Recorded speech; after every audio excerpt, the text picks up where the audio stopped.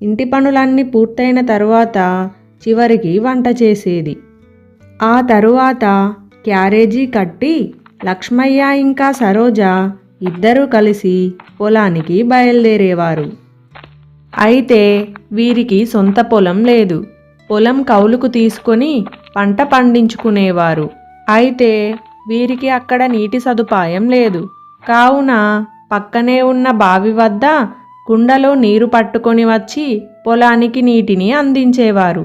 అలా కూరగాయలు పండించుకుంటూ వారి జీవితం కొనసాగిస్తున్నారు. అయితే ఒకరోజు యథావిధిగా ఉదయాన్నే పనులన్నీ పూర్తి చేసుకొని ఇద్దరూ పొలానికి బయలుదేరుతారు. సరోజా, ఈసారి ఎండలు బాగా ముదిరిపోతున్నాయి కదా, పొలానికి ఎక్కువ నీటిని అందించాలి. అవునండి, మీరన్నది నిజమే. ఈసారి ఎక్కువ ఎండలు కొడుతున్నాయి. కావున కూరగాయలు వాడిపోకుండా మనం ఎక్కువ నీటిని అందించాలి. ఏంటండి మీరు, ఎంత చెప్పినా ఆ రంధ్రం ఉన్న కుండతోనే నీటిని తెస్తారు. ఇంకో కొత్త కుండతో నీళ్లు తీసుకురావచ్చు కదా. సగం నీళ్లు కిందనే పడిపోతున్నాయి. ఏం కాదులే సరోజా, కొన్ని నీళ్లు కింద పడిపోతే ఏమవుతుంది?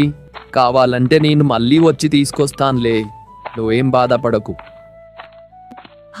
మీరెప్పుడు నా మాట విన్నారు గనక